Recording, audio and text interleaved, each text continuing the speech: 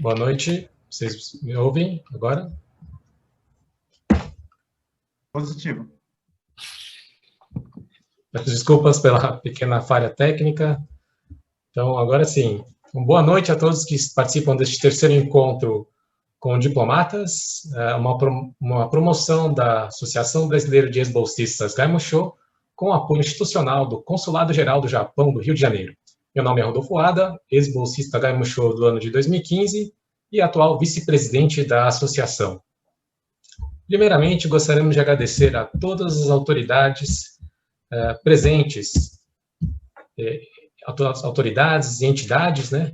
Começando agradecendo o Bunkyo, Sociedade Brasileira de Cultura Japonesa de Assistência Social, o Enkyo, que é a Beneficência Nipo-Brasileira de São Paulo, o Kenren, que é a Federação das Associações de Províncias do Japão no Brasil, também a Aliança Cultural Brasil-Japão, a Fundação Kunito Miyasaka, a JCI Brasil-Japão e também os Caicãs do Estado do Rio de Janeiro. Aos nossos cônsules do Estado do Rio de Janeiro, São Paulo e Paraná, em especial ao nosso cônsul-geral do Japão no Rio de Janeiro, o senhor Tetsuya Otsuru, e toda a sua equipe que nos honra muito, presente hoje, e também cumprimentar o nosso presidente da associação, Tério Errara, o vereador de São Paulo, Aurélio Nomura, e a todas as pessoas que se inscreveram neste nosso terceiro encontro com diplomatas. Estarei como moderador desse evento, juntamente com a Francine Nishimori, advogada e ex-bolsista do ano de 2018. Boa noite, Fran, tudo bem? Boa noite, tudo bem? Boa noite a todos. Com muita honra, satisfação e me sentindo privilegiada por essa oportunidade para iniciar o nosso evento, convido o presidente da Associação Brasileira de Ex-Bolsistas Gaimusho, o senhor Tério Uehara, para dar as boas-vindas.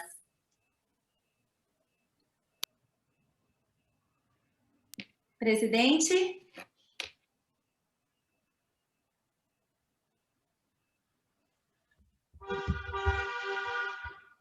Eu acho que está no mudo, presidente.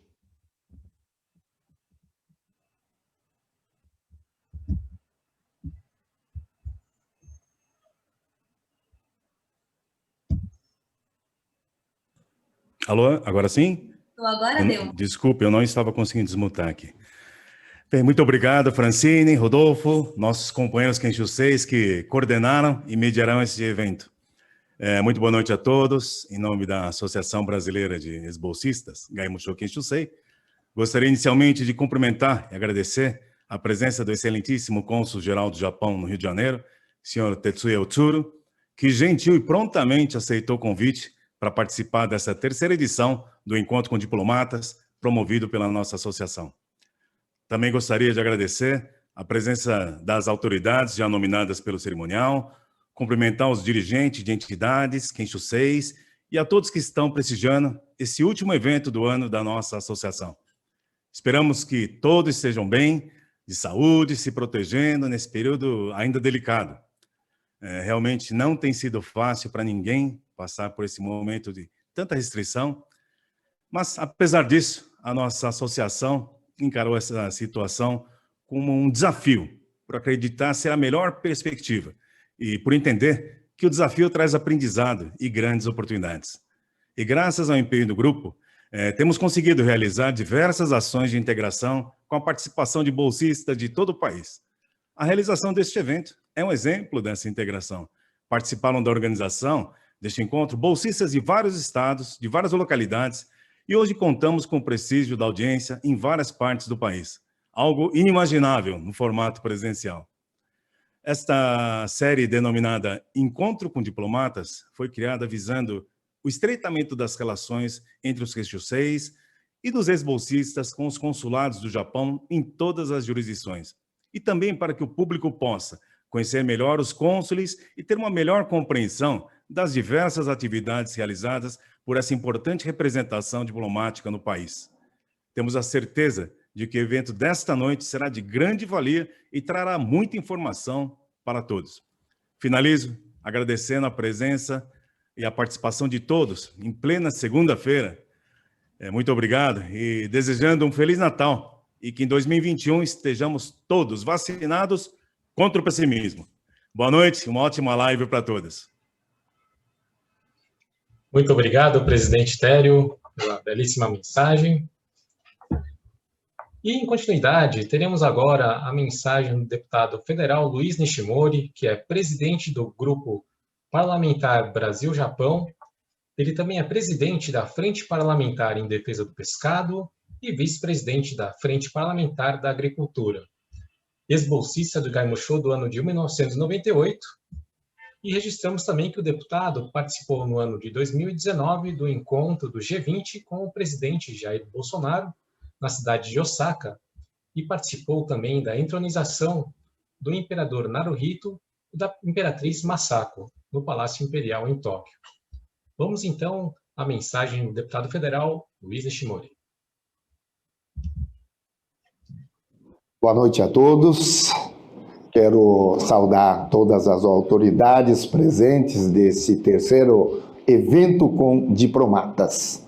Cumprimentar o cônsul-geral do Japão, do Rio de Janeiro, senhor Tetsuya Otsuru, cônsul Hiroyuki Ide de São Paulo, o cônsul Takashi Goto de Rio de Janeiro, também mesmo modo o cônsul Lina Ishikawa, senhora Kimiko Abe, que está representando o consulado do Paraná, do meu estado, o presidente da Associação de Ex-Bolsista Gaimusho, senhor Télio Uehara, cumprimentar também as entidades participantes e senhoras e senhores. Espero encontrar todos com saúde para enfrentar a Covid-19 que assusta o mundo inteiro. Quero parabenizar a Associação Brasileira de Ex-Bolsistas Gaimusho, que, com o apoio do Consulado-Geral do Japão no Rio de Janeiro, realiza com criatividade este encontro para estreitar ainda mais as relações com nossos diplomatas. Neste momento em que necessitamos de muita paciência e resiliência para superar os desafios impostos pela pandemia. Evento este que fortalece os laços entre o Brasil e o Japão e aprimora o nosso aprendizado com experiências relatadas. Quero parabenizar o grande trabalho consular, onde o governo japonês, através de seus consulados espalhados no nosso Brasil, com vários projetos, como o projeto Sanone, imposto do povo japonês, investidos em vários projetos, né, para cada estado. E também como grandes projetos, como é da abertura do Cerrado brasileiro, os em Minas, Carajás e vários outros projetos que vem realizando e ajudando no desenvolvimento em todos os pontos do Brasil de forma amiga e de muito orgulho a todos nós descendentes. 2020 foi um ano que provocou grandes mudanças e profundo aprendizado. A palavra de ordem é adaptar-se rapidamente. O Brasil, como os demais países, sentimos os impactos econômicos e sociais causados pela pandemia, impactos econômicos que afetaram os meios de produção, o setor de bens e serviços, o fornecimento de insumos, a relação do capital e do trabalho nas relações sociais e o que gerou uma grande mudança do comportamento das empresas em relação a seus negócios e seus funcionários e seus clientes. E acredito no potencial da relação bilateral Brasil e Japão. Todos sabemos que o Brasil, apesar de todas as dificuldades nesta pandemia, conseguimos exportar mais cereais, mais proteínas animais e mais alimentos ao mundo.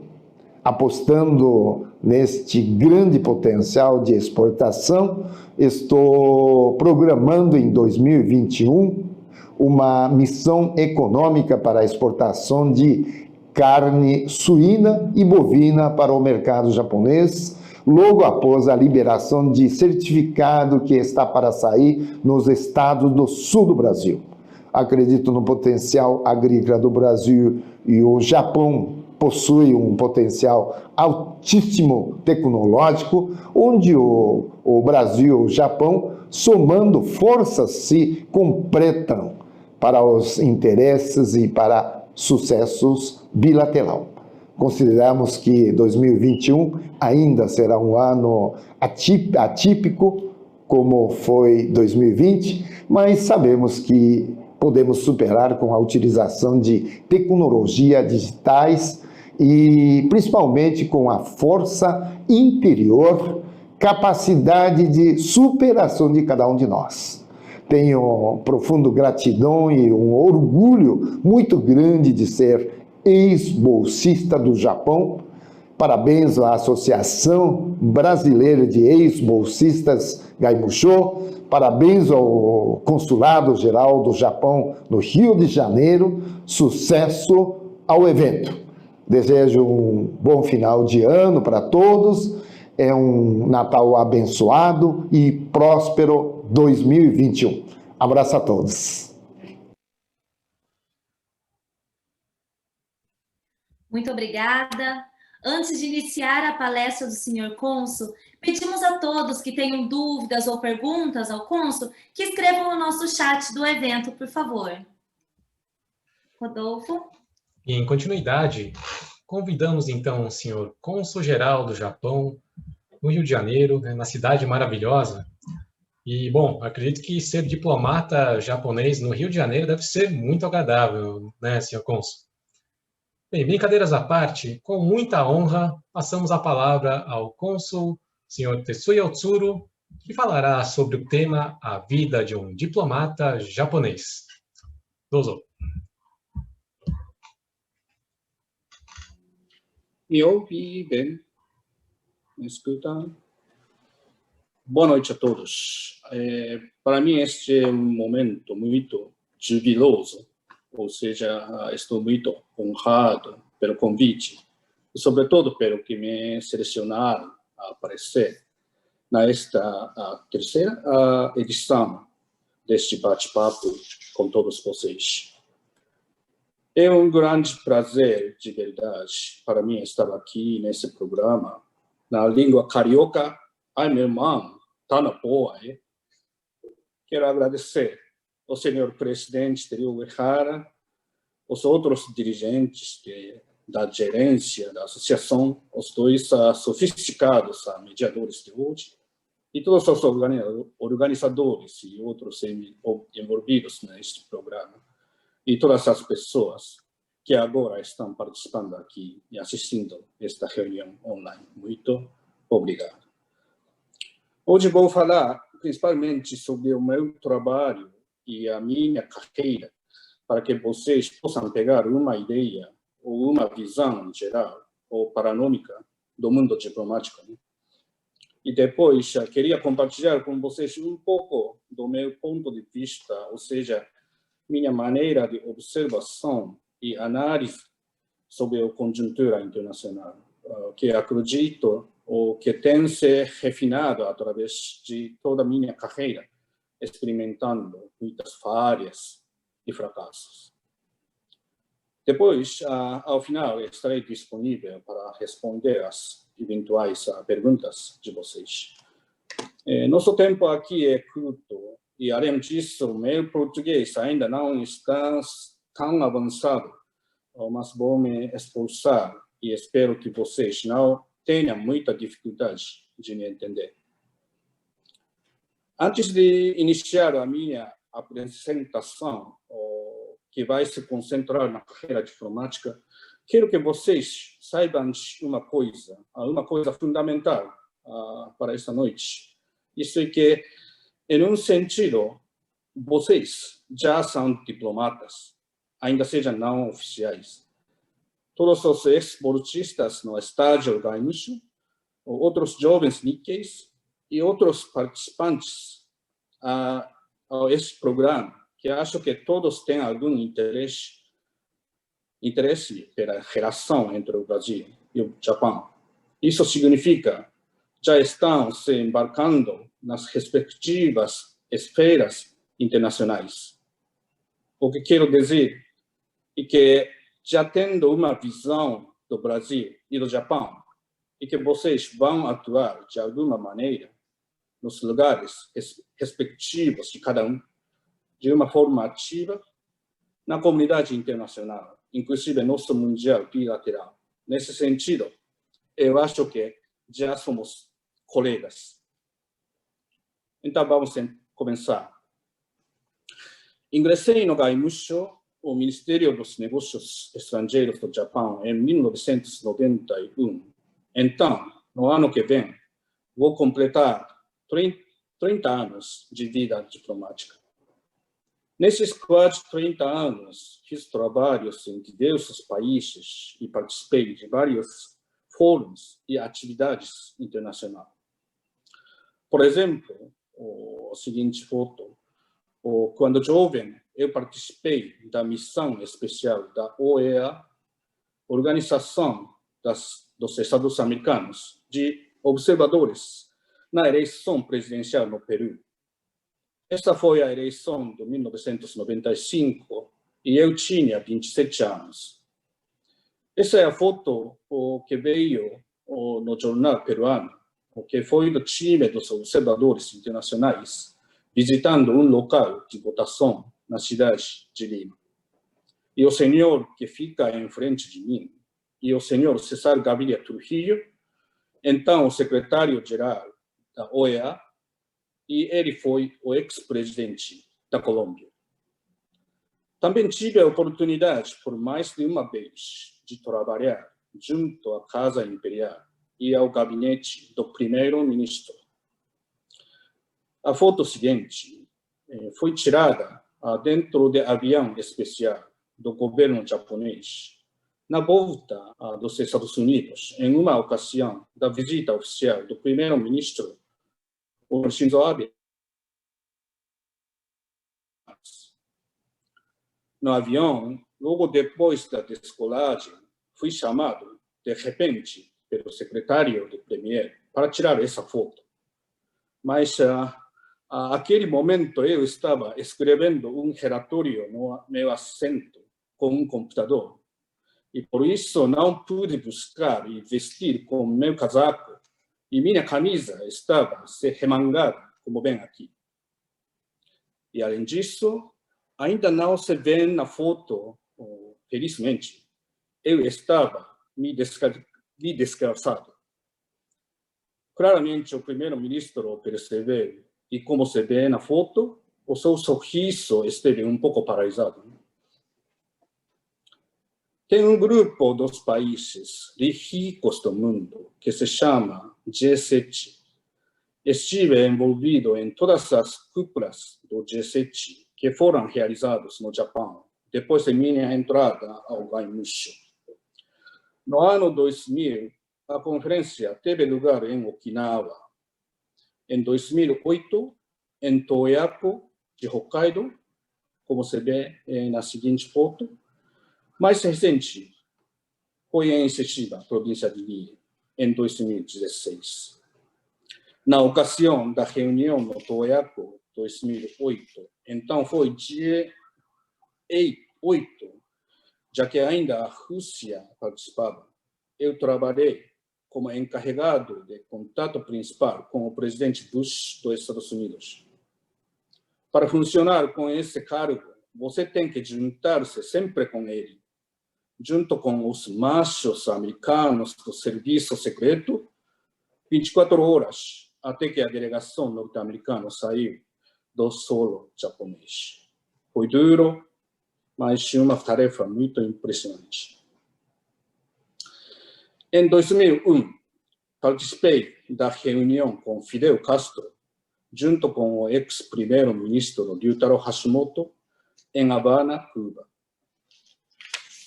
O senhor Fidel Castro não parou de falar e o encontro durou em 2 ocasiões, 8 horas e meia em total. Isso ainda segue o recorde de longa duração na minha carreira de reuniões do nível alto, as que eu acompanho.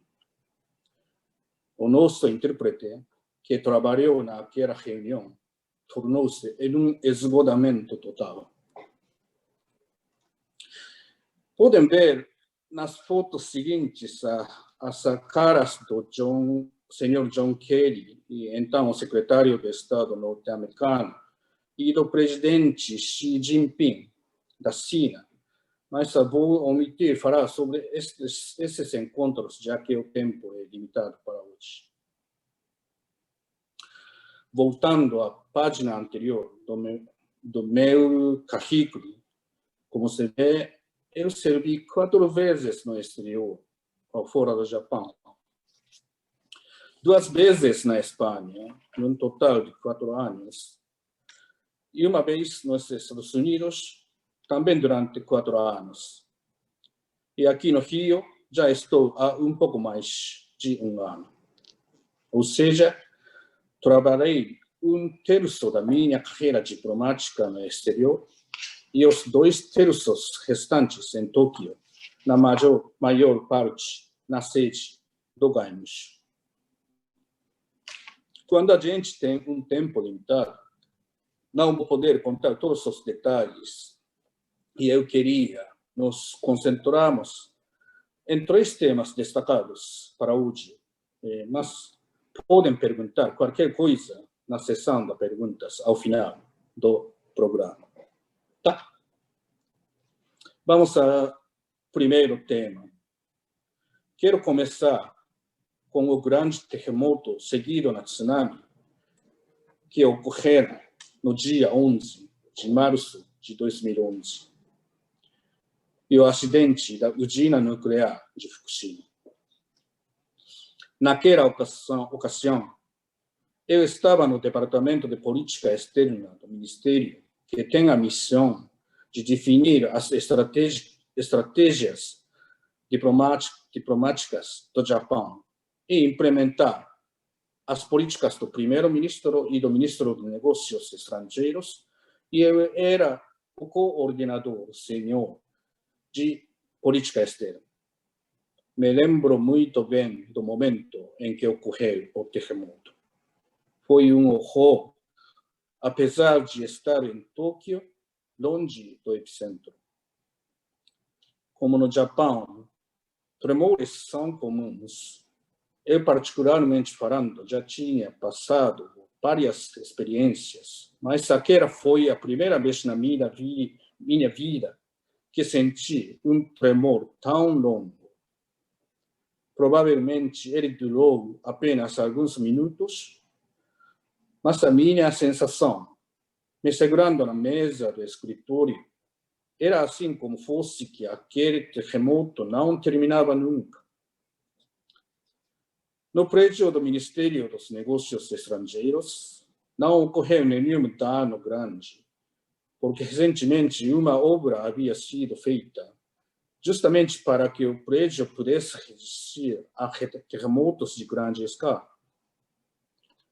Mas Tóquio, a toda a zona metropolitana, ficou paralisada nesse dia e os transportes públicos entraram em colapso. Portanto, não consegui voltar para minha casa e passei aquela noite dentro do prédio do Ministério. Na parte diplomática, havia muitas coisas a fazer. Entrávamos em contato com as embaixadas de cada país em Tóquio e com os estrangeiros que moravam no Japão para garantir sua segurança. Tivemos que estavam fora do país, tivemos que atender aos governos estrangeiros e aos japoneses fora do país, que todos eles eram muito ansiosos. Tínhamos que dar informações para eles sobre o terremoto e tsunami e sobre a usina nuclear, também para a mídia internacional. Além disso, foi necessário estabelecer uma estrutura de defesa do Estado e de comunicação na área de segurança nacional, para que a segurança do país não fosse ameaçada durante o estado emergencial. Esse trabalho mudava todos os dias, dependendo principalmente da situação da usina nuclear. E isso continuou por alguns dias depois do terremoto. Logo, foi indicado, junto com outros 2 colegas jovens, como responsável por receber os recursos de auxílio estrangeiro. Originalmente, esse trabalho não tinha nada a ver com o serviço do meu departamento, mas a seção que deveria assumir esta função estava muito ocupada com o trabalho de recebimento do grupo de auxílio emergencial, composto por médicos, bombeiros, equipes de resgate e pessoas de ONGs que chegavam do estrangeiro sem parar. Além disso, os recursos de auxílio vinham de várias regiões do Japão também, praticamente da parte oeste do país. Portanto, este trabalho foi dividido da seguinte forma: sobre o conteúdo dos suprimentos, separamos pessoas e produtos. E sobre a origem desses suprimentos, separamos do estrangeiro e do Japão. Dentro do Ministério, rapidamente foi montada uma equipe para tratar desses materiais de ajuda que chegavam do estrangeiro e fui indicado o responsável para a equipe. Dediquei-me muito a este trabalho. De início, eu não tinha a exata noção da dificuldade que seria organizar toda a logística do apoio emergencial depois desse desastre natural. Muitos recursos de auxílio chegavam sem parar no aeroporto de Narita, de Haneda e no porto de Tóquio. Por outro lado, a situação da região afetada pelo terremoto e tsunami variava de lugar para lugar. Em alguns faltava água, em outros, por causa do frio, havia necessidade de cobertores e, no geral, faltavam alimentos, agasalhos, calçados, leite em pó, coelhos para os bebês, medicamentos, velas, fósforos, pilhas e outras coisas. Alguns lugares conseguiam organizar um sistema de coleta de informações, mas outros não. A situação variava de lugar para lugar. Também havia muitas cidades que não conseguiam fazer contato. Nessas circunstâncias, tínhamos que entregar os produtos necessários para os lugares que realmente demandavam. Era uma questão de oferta e demanda. E não podia haver atraso na entrega dos produtos. No início, pensei que bastava contatar os governos estrangeiros, enviar a lista dos produtos que necessitávamos para eles e distribuir para cada região, baseando-nos nas informações que os outros ministérios coletavam. Porém, na verdade, não foi assim. Eu e meus colegas éramos só 3. Tínhamos que fazer todos os processos, como ouvir a demanda de cada região, receber os suprimentos de emergência e distribuí-los. Ninguém nos ajudava. Nesse trabalho, ultrapassava a capacidade do meu ministério. Na verdade, não foi uma tarefa para diplomatas. Não éramos treinados para isso. Porém, naquela confusão, não era possível determinar ou questionar até onde iam as minhas funções. A partir desse dia, foi o inferno. Não conseguíamos dar conta dessa equação. oferta e demanda. E os suprimentos seguiam se acumulando sucessivamente e rapidamente no aeroporto de Narita, sem parar. E, ironicamente, não foram materiais desgraçados, senão foram prendas da boa vontade, da boa fé, apresentadas de todo o mundo. Tivemos que tratá-los adequadamente e com rapidez. Recebendo esses produtos um para outros, tínhamos que começar desde o ponto preliminar da tarefa de estabelecer um regulamento básico. Como podíamos reservar um espaço para esses produtos? Quem ia controlar? Quem ia entregá-los? Aonde? Como podíamos arrumar carros e motoristas? Alguns deles tinham que passar pelas rodovias afetadas pelo acidente nuclear para chegar na parte norte do Japão. Quem ia controlar o registro dos países que forneciam esses suprimentos e os locais para onde enviávamos os produtos? Tudo isso estava sob nossa responsabilidade. Não podíamos deixar, por exemplo, cobertores expostos à chuva. Nossos armazéns já estavam lotados no aeroporto. Por outro lado, não era simples ouvir as demandas e as necessidades das regiões e organizar uma lista. Os governos estrangeiros frequentemente diziam o seguinte: você tem que só fazer o que nos remeta uma lista do que vocês precisam. E aí enviaremos conforme o solicitado. Agradecíamos imensamente, mas não dava para responder, porque não tínhamos controle dessas informações. Tudo foi na confusão total. Se eu fosse contar hoje aqui todos os detalhes de como a nossa equipe lidou com essas dificuldades, todo o tempo da apresentação de hoje não seria suficiente. Portanto, deixo para vocês uma noção resumida do que aconteceu.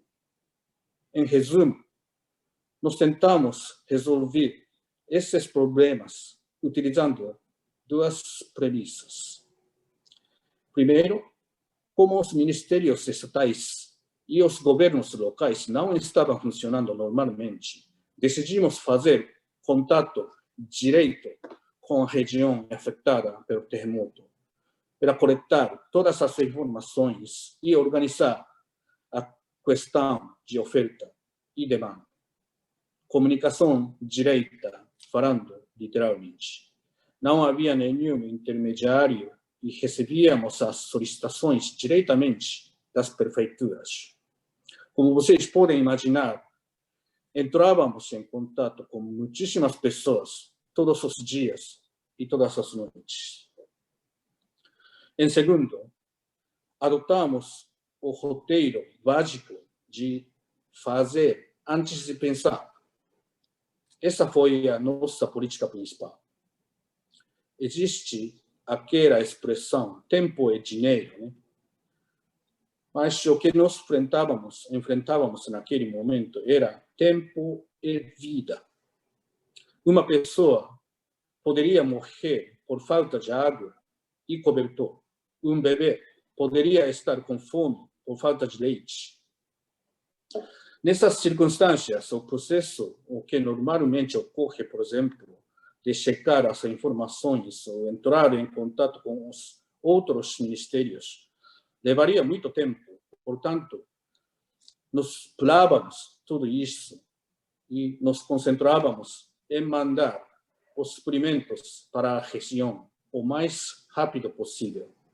A sequência e o equilíbrio foram ignorados. Receber e mandar, de um para outro, sem parar. Podia ser que tivesse que assumir logo a responsabilidade por isso, mas se conseguisse salvar uma vida, valia a pena fazer. Eu sou um simples burocrata mas todo aquele cenário me fazia desconsiderar as burocracias. Foi um verdadeiro desafio para mim. A certeza de que os suprimentos tinham que ser distribuídos rapidamente crescia a cada dia que passava. No início havia muita dificuldade, mas com o decorrer do tempo, nos organizávamos da forma mais eficaz e, finalmente, conseguimos entregar todos os suprimentos para a região. Graças a essas doações, muitas vidas foram salvas. Todos que nos ajudaram e todos os materiais que nos foram doados estão registrados numa lista que se encontra no site do nosso ministério. Toda essa experiência, algo que eu jamais havia vivenciado antes, certamente se tornou inesquecível. Até hoje, quando me recordo de tudo aquilo por que passamos, eu me emociono. E algo impossível de esquecer. O governo brasileiro, algumas empresas, a comunidade Nikkei e até crianças brasileiras ofereceram sua ajuda. Sei que alguns participantes aqui hoje também nos ajudaram naquela ocasião. Foi imenso. Portanto, aproveito esta oportunidade para agradecer, em nome do povo japonês, por todo o carinho e colaboração que recebemos naquele momento de vocês. Muito obrigado.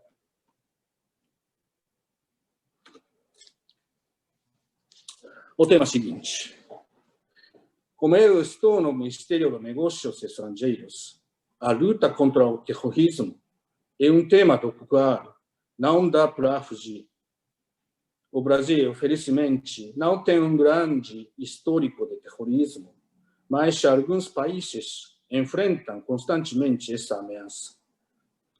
Eu, na minha carreira de 30 anos, tratei de incidentes de terrorismo algumas vezes, e hoje gostaria de selecionar e falar sobre dois acontecimentos grandes que me impressionaram. Primeiro, a crise dos reféns na Embaixada do Japão, no Peru, que ocorreu em dezembro de 1996. Um grupo guerrilheiro antigovernista que se chamava o Movimento Revolucionário Tupac Amaru invadiu a residência do embaixador do Japão, no Lima, durante a celebração da data nacional, e os convidados foram feitos reféns. Finalmente, em abril do ano seguinte, depois de quase 4 meses de tenso confronto, uma equipe especial militar peruana conseguiu penetrar na residência através de um túnel que eles abriram e acabou tomando o controle, libertando os reféns sob a ordem de então presidente Alberto Fujimori, um presidente Nikkei. Eu ainda era jovem e estava recém-casado, mas do início até o final desse incidente, ia todos os dias e noites na sede do Ministério em Tóquio, vivenciando uma experiência especial. Caso alguém, os participantes jovens, possivelmente, desconheça esse incidente, sugiro que eu leia logo na Wikipedia ou em outra fonte. Esse episódio foi bem diferente de outros ataques terroristas que o Japão tinha enfrentado antes.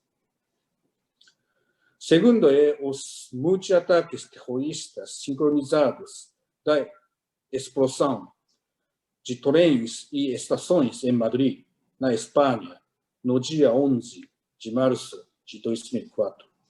Por acaso, essa data, 11 de março, coincide do grande terremoto no Japão, que acabou de contar, no 2011. 7 anos antes do terremoto no Japão, em 2004, explodiram os trens e as estações de trens em alguns lugares de Madrid. Na consequência, 191 pessoas morreram e mais de 2.000 ficaram feridas. Eu era o primeiro secretário da Embaixada do Japão na Espanha e depois desse episódio estava coletando as informações sobre os japoneses feridos. Felizmente, não tivemos nenhum. Além disso, depois desse ataque terrorista, o governo espanhol entrou em colapso por causa do tratamento precário das informações do incidente. E eu tinha que estar a par de tudo e passar todas as informações e análises ao nosso ministério em Tóquio. Naquele momento, eu fiquei muito ocupado com o tratamento das relações entre o Japão e a Espanha, porque esse incidente as mudou totalmente. Antes daquele terrorismo, os dois governos estavam na forte coalizão com os Estados Unidos e o Reino Unido em termos da luta contra o terrorismo. Mas esse ataque mudou a administração espanhola e a Espanha, de repente, ficou fora da nossa coalizão. E logo, logicamente, as relações bilaterais entre o Japão e a Espanha se deteriorou. O qual significava que meu trabalho se tornou sombrio. Experimentando esses incidentes, não pude deixar de sentir raiva contra o absurdo que é o terrorismo. Mesmo que haja uma alegação política, atacar pessoas que não têm nada a ver com isso é inadmissível. Esses dois acidentes deixaram mortes e, por causa desses acontecimentos, a vida de muitas pessoas foi afetada.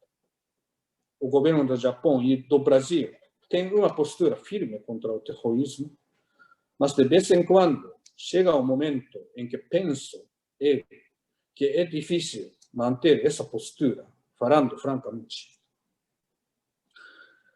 Quando exigências dos terroristas são atendidas, os reféns podem ser libertados, mas, se for assim, o terrorismo não poderá nunca ser exterminado. E um ataque terrorista poderá acontecer repetidamente em qualquer lugar.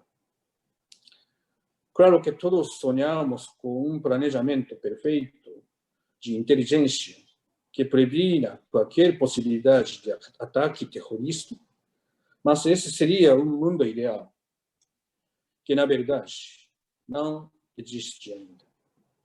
Pode ser que um dia ocorra um ataque terrorista e eu me veja diante de uma situação de ter que decidir algo extremamente difícil. Estarei entre a ética e a responsabilidade como diplomata e a fragilidade como ser humano. Será que nesse momento poderei rejeitar a exigência dos terroristas?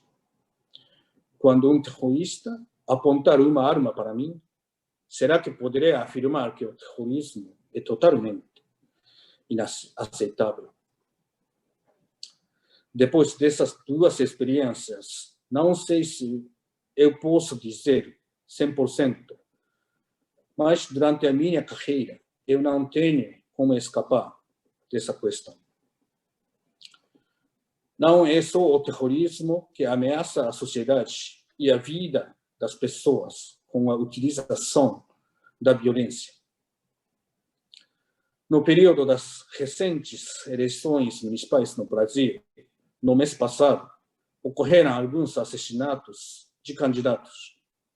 Enfrentar esses problemas e julgar imparcialmente conforme a lei estabelecida é um caminho para a verdadeira democracia.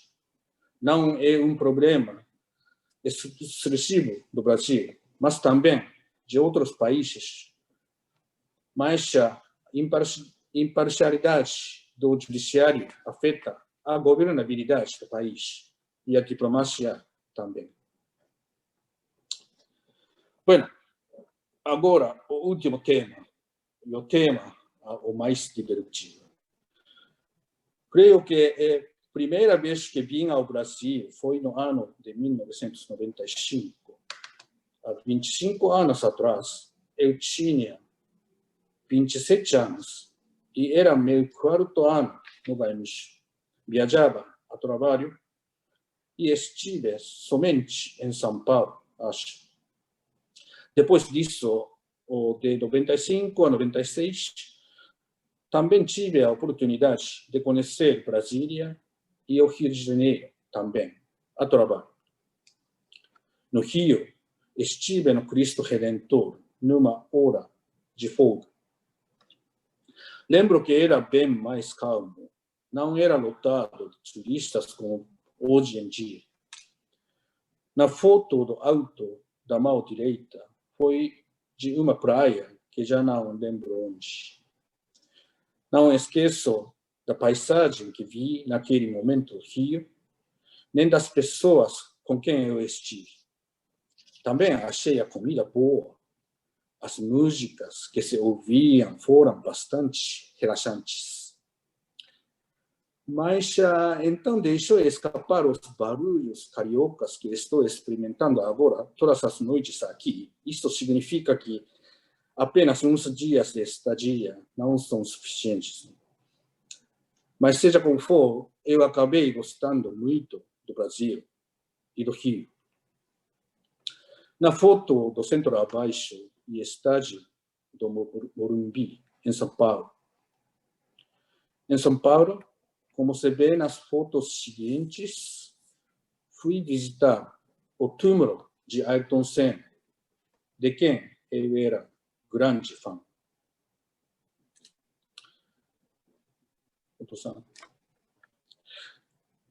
Se vê as fotos, isso de direita, de cima. É uma foto de uns anos mais antes. Foi tirada no circuito de Catalunha, Espanha, em 93. Foi um ano antes do falecimento dele. E uma foto muito importante para mim, porque é uma foto exclusiva de mim, com o Ayrton Senna. Olha, ele estava correndo atrás de mim. Como era a época de câmera não sofisticada como agora, foi um verdadeiro milagre que acabei numa foto com o senhor Senna passando de esquerda à direita a toda a velocidade de 300 km por hora. Para produzir essa só uma foto, eu gastei todo o rolo de 24 fotos. Durante minha visita, o então cônsul-geral de São Paulo me falou sobre a existência da comunidade Nikkei e sobre a sua importância durante uma noite inteira. Visitei o bairro de Liberdade e o Parque do Ibirapuera e me surpreendi ao ver a existência de um bom e belo Japão num país tão distante.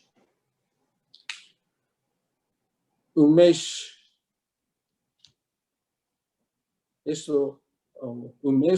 a paz são naturais da província de Oita e Nara. Quando vim de Tóquio para o Brasil, interagia com a comunidade Nikkei daqui, parecia até como eu me via nas províncias dos meus pais.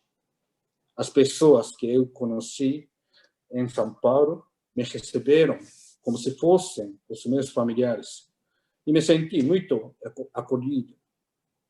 Foi uma sensação que não consigo ter em Tóquio. Antes de ter sido designado para o consulado do Rio, nunca havia morado no Brasil, nem na América Latina. Porém, na sede do Ministério em Tóquio, me inscrevi 3 vezes para trabalhar no Departamento da América Latina, mais de 5 anos em total. Além disso, mesmo quando estava em outro departamento, às vezes vinha a trabalhar para a América Latina e acho que devo ter colocado os pés no Brasil mais de 10 vezes. Uma dessas ocasiões foi em 2014, quando acompanhei o então primeiro-ministro Shinzo Abe na visita a 5 países, entre eles o Brasil. Alguns dos participantes desse programa hoje viram ele, aquele instante, fosse em São Paulo ou Brasília. Também estive nas outras ocasiões em Belém, em Foz do Iguaçu e no Pantanal.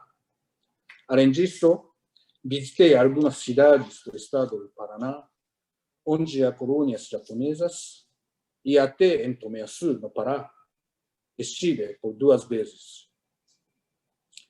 Através dessas experiências, a minha percepção do Brasil é principalmente a relevância da comunidade Nikkei nesse país tornou-se muito grande para mim. Desta vez, com essa oportunidade que recebi de trabalhar no Rio de Janeiro, sinto finalmente que realizei o meu sonho de 25 anos. Quero aproveitar essa oportunidade. Tenho uma grande vontade de aprofundar mais meus conhecimentos sobre o Brasil e sobre a comunidade japonesa e interagir mais com os brasileiros. Essa é mais uma razão para eu detestar esse novo coronavírus. Às vezes, publico algumas experiências e encontros com as pessoas aqui na conta no Instagram que abri há 1 ano atrás.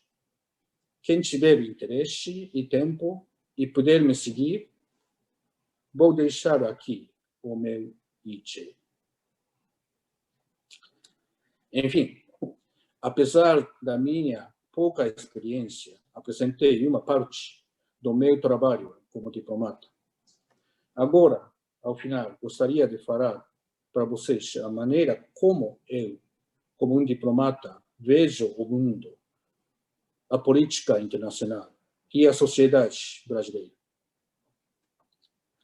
Ouço muito dos jovens que desejam ser diplomatas uma pergunta: qual é a qualidade mais importante que se deve ter para ser um bom profissional da área? Nessas horas, eu respondo que é a curiosidade intelectual. Em suma, a diplomacia é o ajuste de interesses entre o Japão e o país parceiro. E a menos que você conheça a si mesmo e ao parceiro profundamente, não poderá realmente ajustar os seus interesses. Diplomacia baseada em conhecimento e informações medianas ou insuficientes só causa infortúnios para os dois lados. Por isso, procuro saber sobre o Brasil, o Rio de Janeiro, o Bolsonaro, o ministro das Relações Exteriores, Ernesto Araújo, a comunidade Nikkei do Brasil, a cultura brasileira, a cooperação nipo-brasileira, a história, o que é carnaval e como se anda no Sambódromo, o estado atual da economia brasileira, as questões sociais, a estrutura do governo, as características do futebol brasileiro, as medalhas que o Brasil conquistou nas Olimpíadas passadas, que tipo de moda as mulheres brasileiras gostam, e assim por diante. Acho que a gente tem que ter uma atitude proativa de se interessar por tudo, pesquisando quando houver tempo, analisando as informações e guardando-as em si mesmo, e, se possível, com prazer, não como obrigação. Seria ideal se houvesse essa busca intelectual. Sempre gostei de cinema, e desde que vim para o Rio em outubro do ano passado, tenho tentado assistir filmes brasileiros o máximo possível. no ano passado, acho que vi mais de 30 filmes. Gostei muito dos filmes do diretor Kleber Mendonça Filho e filmes como Central do Brasil e Tropa de Elite 2. O segundo ponto, o poder de previsão. O trabalho diplomático exemplar geralmente é realizado na seguinte ordem de trabalho: coletar informações, fazer sua análise e organização, extrair possíveis opções de políticas ou contramedidas, comparar cada opção, analisar os prós e os contras, coordenar as políticas com as partes interessadas e, ao final, decisão final, implementação da política. Ao comparar as opções e optar por uma delas, é preciso ser capaz de prever com a maior precisão possível quais serão os resultados dessa escolha. Imaginar o que vai acontecer, por exemplo, com uma opção determinada, se o governo brasileiro ficará irritado ou feliz, como os Estados Unidos e a China irão reagir. E assim por diante. Caso contrário, pode haver um desapercebido entre a análise de opções e os resultados reais, e que pode levar a um julgamento equivocado das decisões de política. Por outro lado, se você puder prever com precisão as consequências de uma opção política com antecedência, então, nesse ponto, você terá a promessa da opção de política a ser tomada e os resultados que ela produziria. Em outras palavras, 70% do jogo diplomático já é resolvido, dependendo da qualidade da análise da informação e da análise das opções da política. Esse poder predizer é preciso, ou pode, é claro, ser aprimorado pelo acúmulo da curiosidade intelectual que mencionei antes e pelo acúmulo de experiência no campo da diplomacia. Mas o mundo atual está, por assim dizer, inundando-o de informações. Está se tornando cada vez mais difícil identificar as informações que realmente são necessárias e analisá-las em um tempo limitado. Em primeiro lugar, depois de estabelecer o eixo de pensamento, de visão do mundo, que tipo de padrões e medidas para enxergar a comunidade internacional, é necessário aplicá-lo a eventos e situações reais e tomar decisões importantes sobre os fluxos e políticas. O futuro é definido pelo acúmulo de mudanças diárias no presente, para não descuidar das pequenas mudanças do dia a dia e ter a capacidade de prever bem o seu paradeiro, em vez de sair tocando em várias informações. É útil corrigir o centro de sua visão das coisas enquanto comparar os mesmos materiais. Por exemplo, focar em informações da mesma fonte e em números e padrões semelhantes, como comparar ontem e hoje, um ano atrás e 5 anos à frente. Quanto mais sua curiosidade intelectual crescer, mais você terá que lidar com várias informações. Isso não é uma coisa ruim. Porém, eu tenho a consciência de não corrigir as principais fontes de informação e mídia para comparações de séries temporais, sem que haja grande necessidade excepcional. E é preciso ter cuidado para não mudá-las de alguma maneira por um tempo determinado. Olha só, é tudo que eu dito. Eu termino aqui o meu discurso.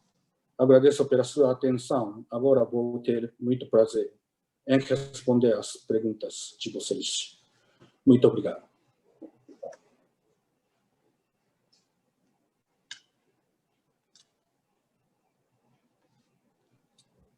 Muito obrigado, cônsul, por compartilhar sua experiência, a história e os ensinamentos com todos nós. Realmente uma história de trabalho e de dedicação incrível, né, do cônsul Otsuru. E ficamos muito emocionados, né, com o seu amor pelo Brasil, e também nos tocou muito todo o trabalho sério em todos os incidentes, né, e também sobre o terrorismo, e a visão séria e franca, né, de um profissional com muitas décadas de experiência na vida diplomática. Muito obrigado, cônsul-geral. Bem, e antes de abrirmos para as perguntas, pedimos que todos os participantes separem um copo ou uma taça, né, e alguma bebida para a hora do Kanpai, que será no final de nosso evento. Então, né, já deixe preparado, né, podem ir esperando que já tenham gelado alguma bebida, né, e vão preparando os seus copos e taças. Bem, então agora iniciaremos as perguntas ao cônsul-geral. Então eu passo a palavra à Francine para a primeira pergunta. Olá, a primeira pergunta, senhor cônsul, foi: quais os maiores desafios para o Consulado do Rio de Janeiro em 2021? Já respondo? Sim, por favor. Sí, há vários desafios, acho. E, primeiramente, será a gente atenderá a uma tarefa muito importante, a renormalizar as vidas normais, né? Depois de a pandemia terminasse. Então, já teremos uma administração de prefeito na cidade de Rio de Janeiro. Queria coordenar algumas coisas com o prefeito e o Estado também, para fazer cooperação, para portarmos a uma nova normal. Entre eles seriam um convidado de pessoas importantes do Japão, ou mandar o BIP brasileiro, o carioca, para o Japão, para fazer intercâmbios em política ou economia. E também, como a gente sabe, está planeando a Olimpíada em 2021 no Tóquio. E os Jogos Olímpicos se transferem do Rio a Tóquio. Então, essa comunicação para realizar esses jogos serão muito importantes para o nosso consulado também. Obrigado, cônsul. E temos na sequência uma pergunta da Carol Ayako, né? O que o Brasil tem de diferente de todos os outros lugares em que o senhor já trabalhou? Bom, olha, eu estive em outros dois lugares, né? Uma vez em Washington, D.C., e dos Estados Unidos.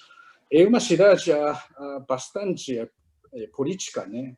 Está cheia de políticos. Essas pessoas são pessoas muito políticas. Então, o trabalho normal, no dia a dia, estava muito apressado. Digo, fazer um intercâmbio muito duro para avançar relações bilaterais e sempre tínhamos muita pressa. Em comparação aqui, especialmente no Rio, o tempo passa um pouco relaxadamente. E, em comparação com a de Espanha, em Madrid, também é um país bastante relaxado, mas é um país relativamente pequeno do que o Brasil, e que acho que a diversidade é mais grande aqui no Brasil. E, como expliquei, é experimental, então, terrorismo e troca de administração na Espanha. Então, foi uma época um pouco tensa para mim. Então, agora estou passando um tempo bastante tranquilo. Por isso, eu posso agora concentrar-me em trabalhos realmente necessários.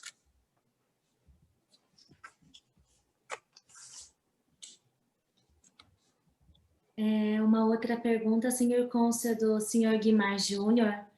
Ele pergunta: como é possível ampliar a cooperação entre as representações diplomáticas e os municípios? Eu sei que muitas relações, muitas rutas, ligações direitas entre cada municípios do Brasil, através de Daimsho, não através de oficiais mas para fazer, eu acho que toda a diplomacia começa no nível individuais. Então, a relação municipais e municipais de individuais, o Estado serão muito importante para uma base de aprofundar e ampliar esses relacionamentos. Então, o Gaimsho, o nosso ministério, está dando um esforço muito forte para fazer esses relacionamentos, fortalecimento nesse sentido, né? Como um país que tem mais de 5 consulados generais, são muito excepcional, né?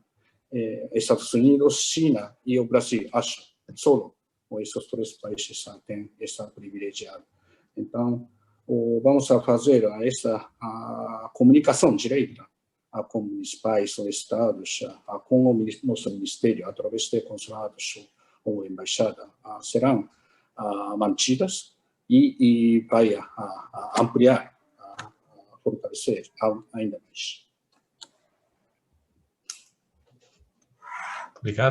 Obrigado, cônsul. Temos agora uma pergunta da senhora Komiko Abe, que é do Consulado-Geral do Japão em Curitiba, colega de trabalho, né? Por favor. Desculpe, vamos... Desculpe, eu vou localizar a pergunta.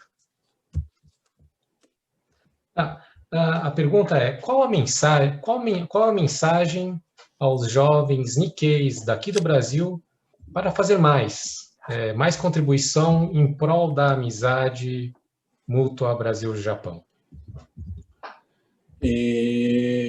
Eu estou me esforçando para ampliar, para fortalecer ainda mais o nosso relacionamento com os jovens Nikkeis aqui no Rio. Isso porque o futuro da nossa relação bilateral serão encarregada para eles. Então, mas eu entendo que os jovens, quem às vezes têm alguns trabalhos e muitos ocupados, e que se ainda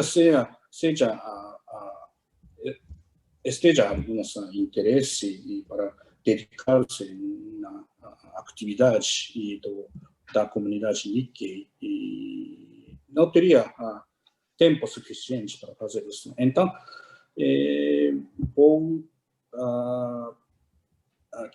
quero pedir aos jovens Nikkeis que tiverem os interesses de fazer, acercar-se mais ao governo japonês ou à comunidade japonesa, que pedir algumas ocasiões ou algumas oportunidades para nossos consulados ou a embaixada, para ter alguma organização de fazer estes intercâmbios. Eu quero escutar muito os jovens que estão pensando. Então, vamos começar deste ponto.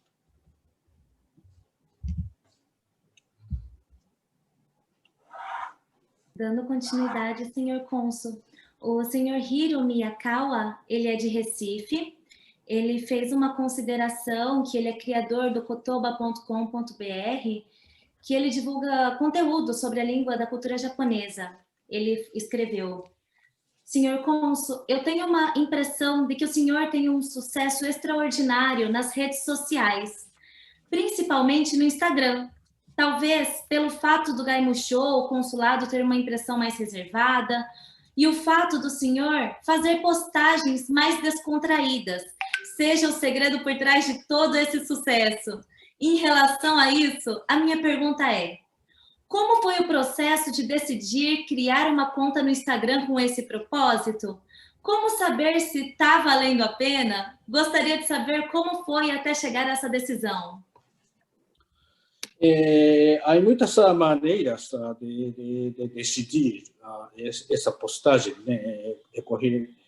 Eu escolher essas coisas, às vezes algumas sugerências de um colega jovem de consulado, e algumas vezes amigos brasileiros me sugerem algumas coisas determinadas. Mas, como disse antes, acredito que essas relações bilaterais começam no nível dos individuais. Então, eu estou pensando, antes de ser atuar como o cônsul geral, estou tentando me expor minhas impressões como um ser humano, como um japonês morando no Rio, para ensinar como pensa um japonês, um ser humano japonês, sobre as coisas brasileiras, e para começar a comunicação com eles. E a mesma coisa estou esforçando-nos para fazer para os seguidores japoneses também.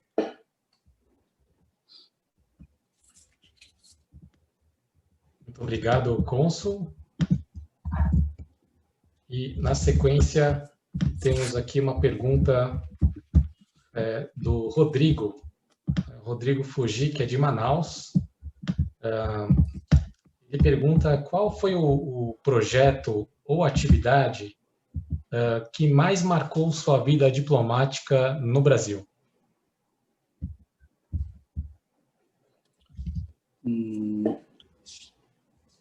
Isso de até agora estou esforçando-nos a isso de digamos é pouco diferente para trabalhar como digamos funcionário na embaixada e no cônsul geral, né, consulados. Isso de como cônsul geral, estou tentando fazer bases para construir uma diplomacia, relacionamento muito mais estreito com o Japão, mas para ampliar esses interesses entre os brasileiros, entre os cariocas especialmente, e Ásia para o Japão,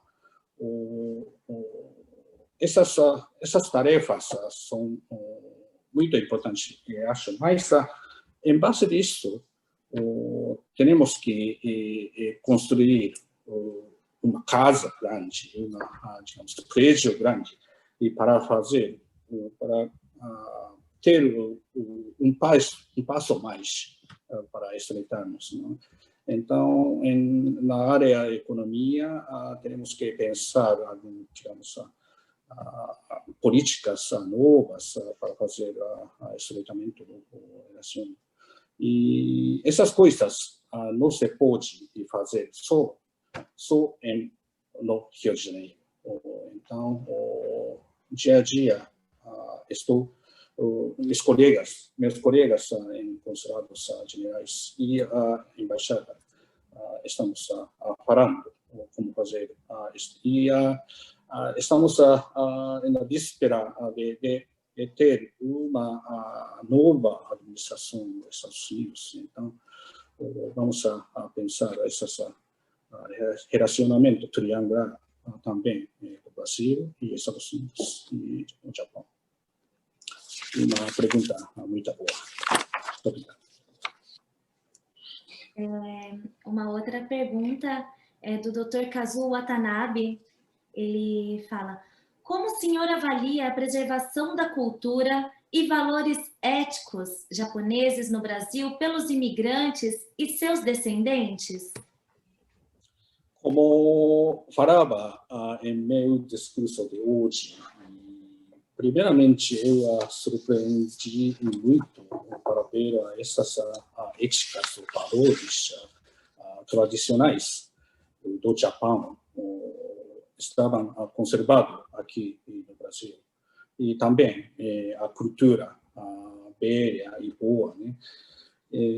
Isso de mas depois dessa etapa de surpresa, agora estou valorizando muito esses valores, conservação de valores entre os jovens da comunidade Nikkei, porque essas coisas seriam base e também vantagem para os Nikkeis jovens de, digamos, avançar muito mais em uma área determinada, ou seja em economia, ou seja em cultura.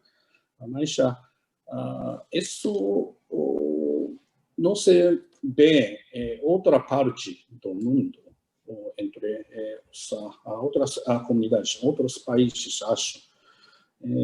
Por isso, as éticas, valores tradicionais, as culturas, eu acho que teriam que ser conservados também e avançar muito mais com os jovens japoneses através de esses intercâmbios culturais no futuro cercano. Muito obrigado, cônsul geral. Faremos então agora a última pergunta, né? Nós agradecemos muito a todos que estão enviando as perguntas e encaminharemos ao consulado as perguntas que não puderam ser respondidas nessa noite. Agradecemos muito, e tivemos inclusive participantes que enviaram, né, várias perguntas já tanto em português quanto em japonês. Foi muito interessante, agradecemos realmente o interesse de todos os participantes. Bem, então vamos à última pergunta, que é do ex-bolsista Fábio Maeda. Ele pergunta: cônsul, se pudéssemos voltar no tempo, gostaria de saber se o cônsul-geral faria tudo exatamente como o senhor fez ou se mudaria alguma decisão na sua vida.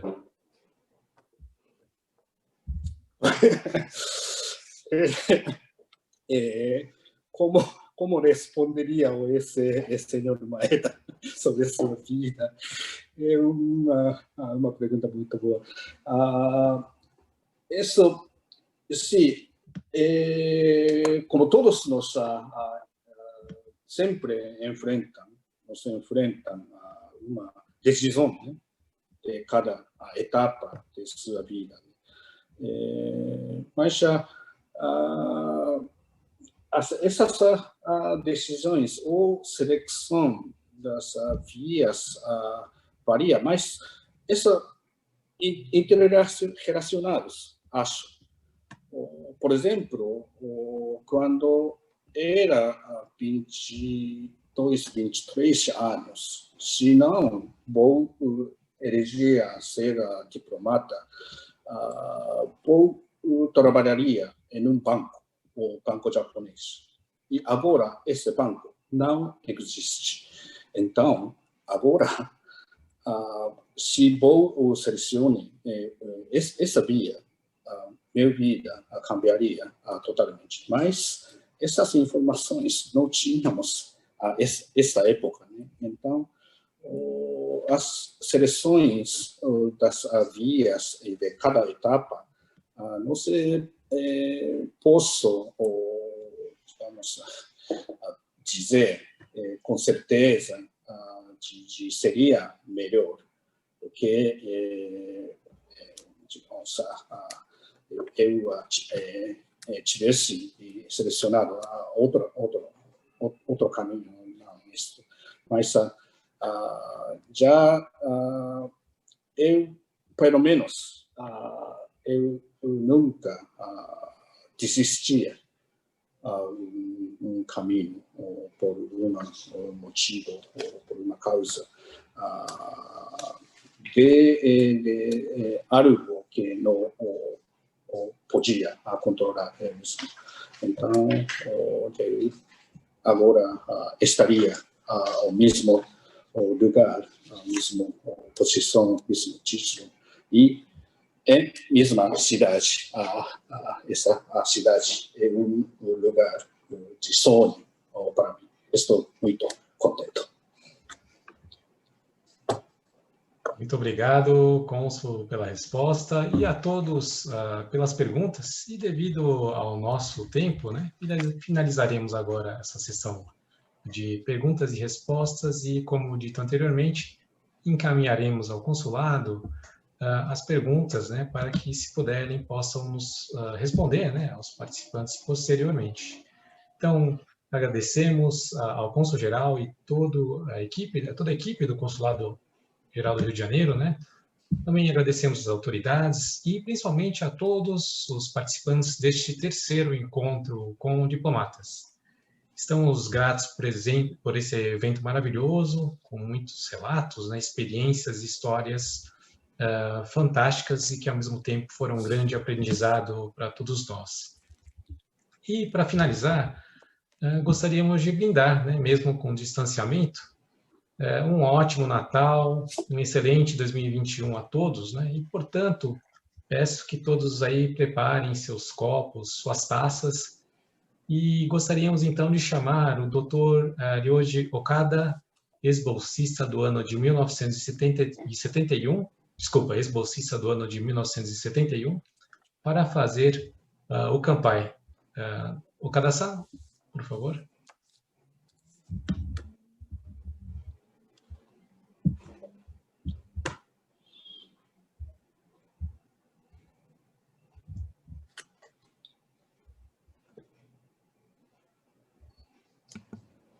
tem que desmutar, Okada-san.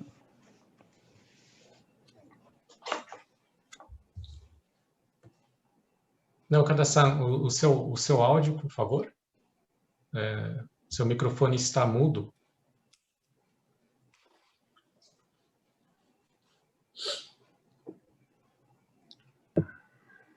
Posso falar agora? Tira certo. Eu acho que a relação entre o Brasil e o Japão é um assunto que precisa de muito estímulo e muitas forças de todas as naturezas para melhorar cada vez mais. Eu acredito que estamos caminhando para esse sentido. E nesse sentido, eu acho que vamos esperar que cada vez mais vamos reforçar mais esse aspecto. Vamos esperar por tudo isso e esperar então que o nosso cônsul-geral do Rio de Janeiro faça um grande trabalho para todos nós. Muito obrigado por tudo.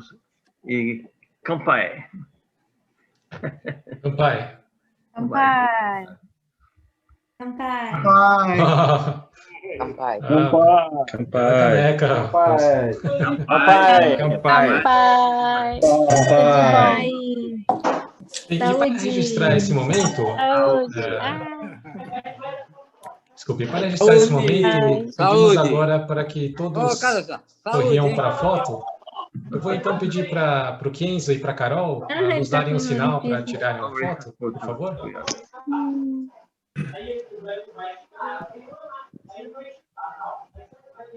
Carol, Kenzo, vocês podem dar o sinal para nós?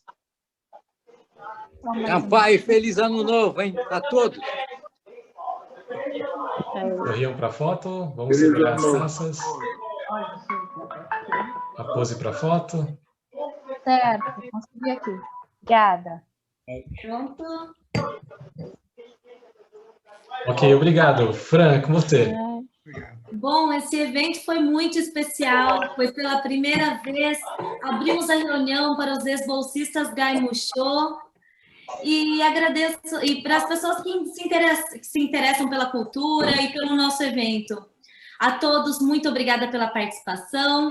Eu agradeço novamente a organização por essa oportunidade de participar do terceiro encontro de diplomatas como moderadora e convido o nosso presidente Tério Errara para dar as palavras finais. Muito obrigado, Fran. Mais uma vez, muito obrigado, cônsul-geral Tetsuya Tsuru, pela excelente explanação. Conteúdo interessantíssimo. Foi uma verdadeira aula de diplomacia hoje. E além de tudo, né, gente, o cônsul Tsuru tem um humor sofisticado, bem peculiar, que deixa tudo, né, mais leve. Agradecemos a participação de todos até o final desse encontro. Em especial, gostaria de agradecer ao presidente do Bunkyo, Dr. Renato Ichikawa, presidente do Kenen, Toshio Ichikawa, presidente do Enkyo, Sr. Akio Yogi, presidente da Aliança Cultural Brasil-Japão, Dr. Eduardo Yoshida, presidente da Fundação Kunito Miyasaka, Sr. Roberto Nishio, presidente da JCI Brasil-Japão, Marcela Samura. Olha, são muitos, né? Então, em nome deles, eu gostaria de estender nossos agradecimentos a todos os presentes de entidades e participantes desse encontro. Mais uma vez, desejamos a todos um Natal abençoado e um maravilhoso 2021 com abraços de verdade. Que possamos em breve nos encontrar de forma presencial e segura. Muito obrigado a todos e boa noite. Boa noite. Obrigado. Boa noite. Boa noite. Boa noite. Boa noite. Boa noite. Boa noite. Boa noite. Boa noite a todos. Boa noite. Boa noite. Boa noite. Boa noite. Boa noite a todos. Boa noite a todos. Tchau. Tati. Boa noite a todos. Obrigado, cônsul. E Kenzo, Rodolfo, E aí, cônsul. Tati? Tudo bem?